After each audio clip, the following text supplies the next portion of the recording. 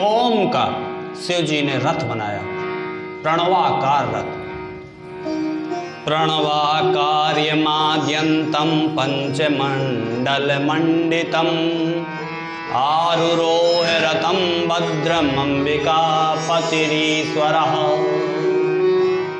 और अंबिकापति सदाशिव उस पर विराजमान हो गए, अपने सभी गणों और पुत्रों के साथ उस युद्ध स्थल पर गए। वहां शिव जी के आने के बाद सभी ध्वनि बंद करा दी गई, कोलाहल इत्यादि। और तभी वहां पर वो लोग दोनों ब्रह्मा और विष्णु एक दूसरे पर अस्त्र का संधान कर रहे थे, और उन दोनों के बीच में भगवान सदाशिव एक अग्नि स्तंभ के रूप में प्रकट हो गए और मूर्ति रूप में छुप गए। ये बीच में कौन आ गया? अभी आप आमने सामने लड़ाई हो रही थी, एक दूसरे को नहीं दिख रहे, खाली अग्नि का स्तंभ दिख रहा, ये कौन?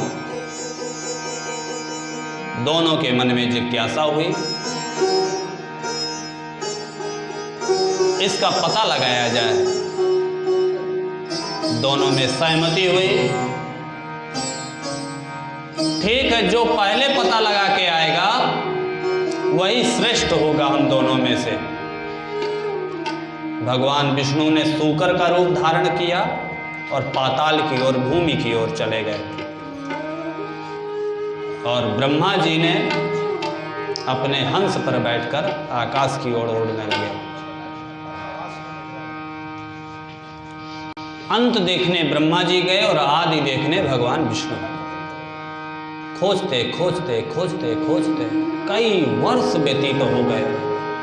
थक हार कर, हताश होकर के भगवान विष्णु ने जब उसका अंत नहीं पाया, आदि नहीं पाया, तो वापस आ गए अपने स्थान पर। और यहां पर ब्रह्मा जी उड़ते जा रहे थे, उड़ते जा रहे थे,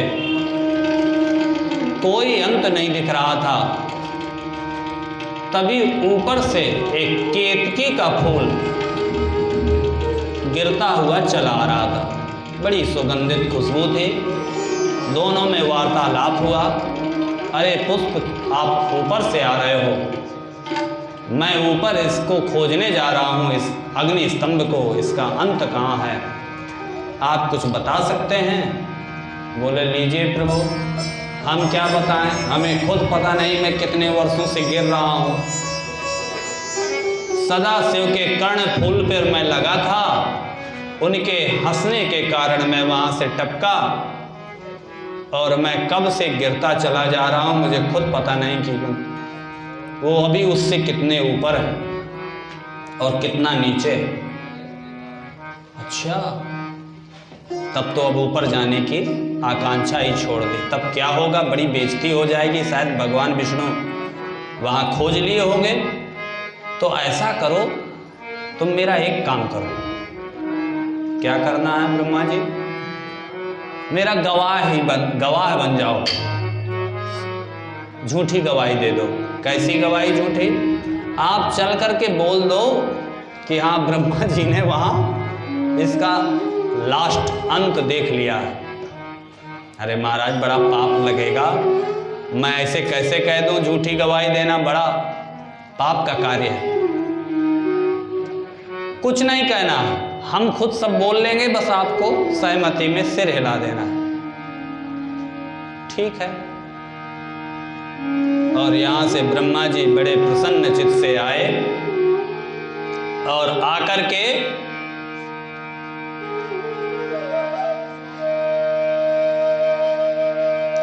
यहाँ लिखा है शिव पुराण में, नपुंसक की तरह बोलने लगे। जब कोई झूठ बात बोलता है तो उसको नपुंसक की संज्ञा दी जाती है। विष्णु से कहने लगे कि मैंने इसका अंत देख लिया है और मुझ पर विश्वास ना हो तो इससे पूछ लो। क्यों केतकी? केतकी ने हाँ में हाँ मिला दिया। भगवान विष्णु ने सच मान लिया। सच मानकर ब्रह्मा जी को ही बड़ा देवता जानकर उनकी पूजा की षोडशोपचार, और ज्यों ही असत्य से पूजित होते हुए ब्रह्मा जी को देखा, महेश्वर उसी प्रज्वलित लिंग से प्रकट हो गए मूर्ति स्वरूप में। परमेश्वर सदाशिव को प्रकट देखकर भगवान विष्णु हाथ जोड़कर तुरंत खड़े हो गए, उनका चरण पकड़कर कहने लगे, हे करुणाकर, आद्यंतहीन वपुषि त्वयि मोहे बुद्ध्या भूयान विमर्शयेनावति कामनोत्था। मैं आपके बारे में क्या जान सकता हूं? मेरी मोह बुद्धि ने बड़ा परिश्रम किया, मोह के कारण, भ्रम के कारण ये मेरा परिश्रम निरर्थक था। मैं आपको नहीं जान सकता। आप हम पर प्रसन्न हो, हमारे पाप को नष्ट करें, हमें क्षमा करें। यह सब आपकी लीला से ही हुआ जो हम आपस में इस बात को लेकर झगड़ पड़े।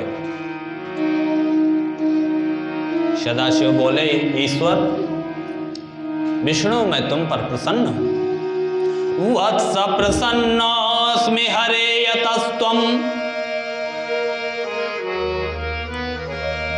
जाओ, मैं आपको वरदान देता हूं, आपको तीनों लोक में सब जगह आपका सत्कार होगा, आपको पूजा प्राप्त होगी, सब लोग आपका आदर करेंगे, क्योंकि आपने सत्य का पालन किया है। विभिन्न जगहों में, विभिन्न तीर्थों में अलग अलग मूर्ति बनाकर आपकी लोग अलग अलग नामों से पूजा करेंगे। आपकी मूर्तियां सब जगह प्रतिष्ठित की जाएंगी, उत्सव होंगे। ब्रूयात् ततस्ते भविता जनेषु साम्यं मया सत्कृतेऽप्यलप्से इतः परं ते पृथगात्मनश्च क्षेत्र प्रतिष्ठोत्सवं पूजनं च।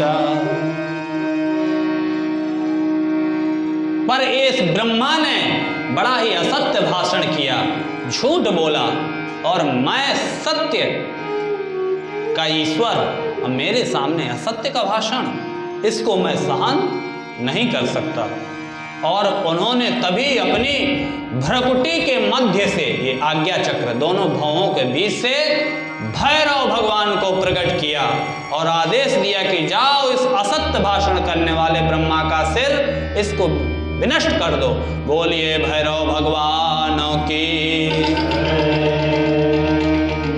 भैरव भगवान ने तुरंत जिस मुख से ब्रह्मा जी ने असत्य बोला था उसको पकड़ा और जोर से जो है उस धड़ से अलग कर दिया, और मारने ही जा रहे थे, तभी जो है भगवान विष्णु सदाशिव के चरणों में गिर पड़े। बोले, प्रभु आप उनको क्षमा कर दे।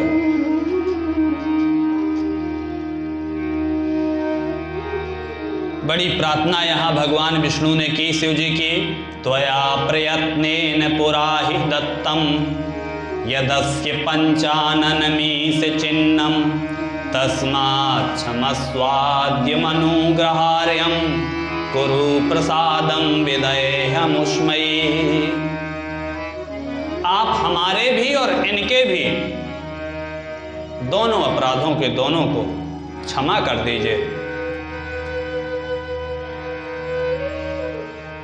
शिव जी ने कहा, ये ब्रह्मा सठस्थ सत्य को प्राप्त हो गया है, इसलिए जाओ, तुम्हारा इस संसार में पूजन सत्कार नहीं होगा, तुम्हारे मंदिर नहीं बनेंगे। बहुत लोग ये प्रश्न कर देते हैं, उसका कारण ये था, ब्रह्मा जी की पूजा पुष्कर में होती है,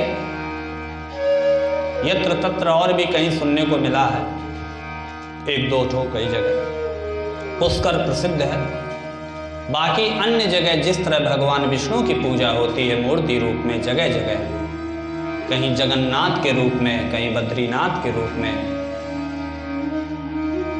विभिन्न स्वरूपों में विराजमान, इस तरह से ब्रह्मा जी की पूजा नहीं होती। ब्रह्मा जी भी होश आ गया, ब्रह्मा जी भी उनके चरणों पर गिर पड़े और प्रार्थना करने लगे। स्वामिन् प्रसीदाद्य महाविभूते मन्ये वरम में शिरसा प्रमोक्षम। हे प्रभु, मैंने जितना गलत किया था उतना दंड आपने मुझे दे दिया, मुझे इसका दुख नहीं है। मेरे जिस सर ने झूठ बोला था आपने बीच के उसी सिर को, पहले ब्रह्मा जी के 5 मुख थे, एक कट गया तब से 4 मुख हो गए, इसलिए उनको चतुरानन तब से कहने लगे।